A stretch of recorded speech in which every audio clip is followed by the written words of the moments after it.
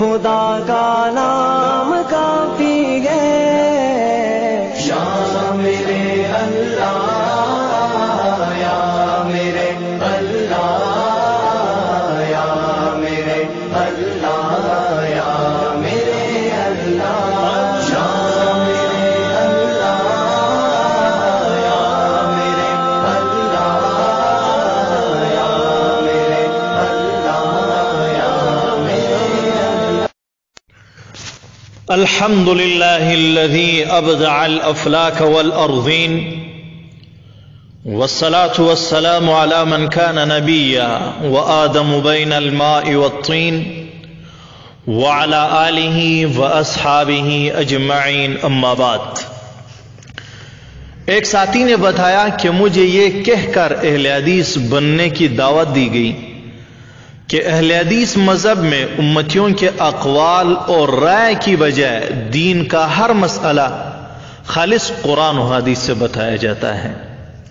یقین کیجئے میں یہ سن کر بہت ہی حیران ہوا، کیونکہ یہ ایک خوشنما اور دلچسپ نعرہ ہے، اور اکثر عوام کو اسی نعرے نے دھوکے میں ڈال کر غیر مقلد بن چکے ہیں کہ جی اہل حدیث مذہب میں امتیوں کے اقوال اور رائے کی بجائے دین کے تمام مسائل صرف اور صرف قرآن و حدیث سے بتائے جاتے ہیں.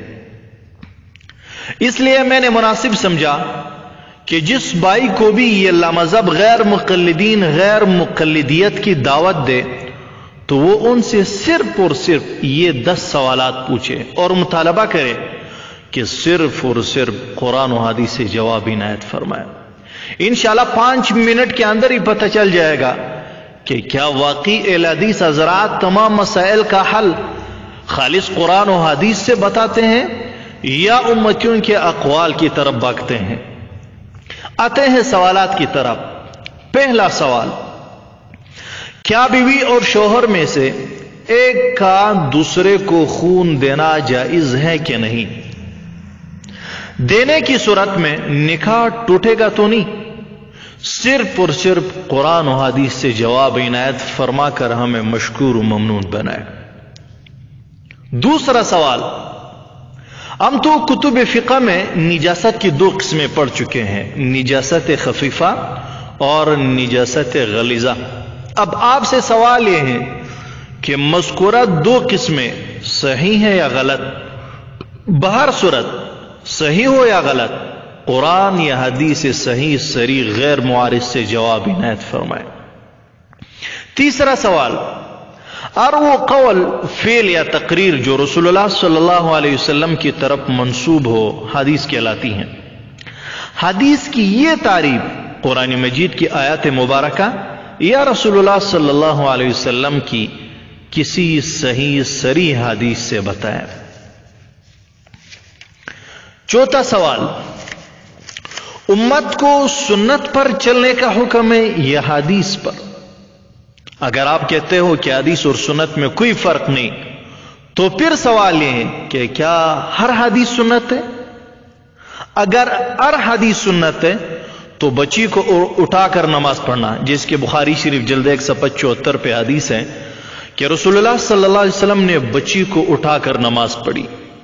اسی طرح بیت المقدس کی جانب نماز پڑھنا، جیسے کہ احادیث سے ثابت ہے کہ آپ علیہ السلام 1 سال سے زائد عرصہ بیت المقدس کی طرف نماز پڑھتے تھے.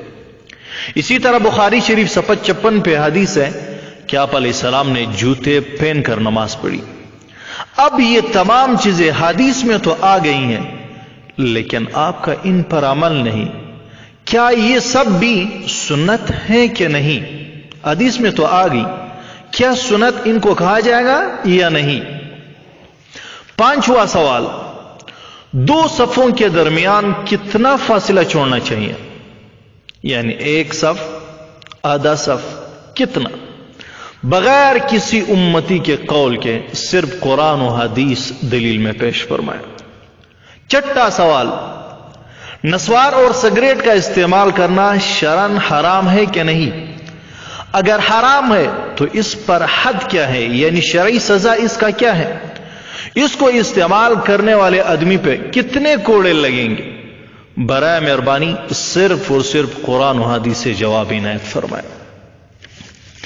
7वां सवाल, एक औरत इंतकाल कर गई, इसके पेट में बच्चा है और मालूम होता है कि वो जिंदा है,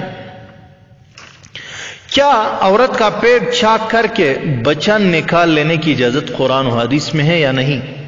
और यह भी बयान फरमाए कि अगर डॉक्टर ऑपरेशन करके बच्चा निकाल ले तो क्या निकालने वाला डॉक्टर गुनाहगार होगा या मुस्तहिक सवाब? गुनाह है तो इसकी हद कितनी है और सवाब है तो इनको कितना सवाब मिलेगा?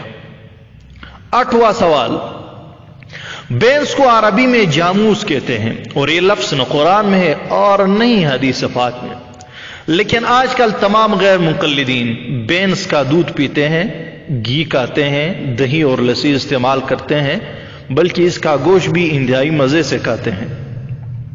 हमारा मुतालबा यह है कि बेंस की हिल्लत व हुर्मत पर कुरान की कोई आयत या सही सरी हदीस पेश करे, लेकिन याद रहे ऊंट और गाय वगैरह पे कियास न करे, क्योंकि कियास आपके नजदीक हराम और कार शैतान है। 9वां सवाल, तुम कहते हो कि बिला दलील बात मान लेना तकलीद है और तकलीद शिर्क है, तो अब हमारा सवाल यह है कि क्या हर मुसलमान पर हर जुज़ी मसले की दलील का जानना फर्ज वाजिब है या बाद जुज़ी मसाइल की दलील का जानना उन पर फर्ज है? इस सवाल को फिर दोहराता हूं, तुम कहते हो कि बिला दलील बात मान लेना तकलीद है और तकलीद शिर्क है, तो अब सवाल यह है कि क्या हर मुसलमान पर हर जुज़ी मसले की दलील का जानना फर्ज है या बाद जुज़ी मसाइल की दलील का जानना उन पर फर्ज है? उम्मीद है इस अहम मसले की उलझन कुरान और हदीस से दूर फरमाएंगे। 10वां सवाल, अगर कोई शख्स जहाज में नमाज पढ़े, अगर कोई शख्स जहाज में नमाज पढ़े, हवाई तैयारे में नमाज पढ़े, तो उसकी नमाज होगी या नहीं? सही सरी हदीस पेश फरमाया। फिलहाल इसी पे इक्तिफा करते हैं। व आखिर दावाना अनिल हम्दुलिल्लाहि रब्बिल आलमीन।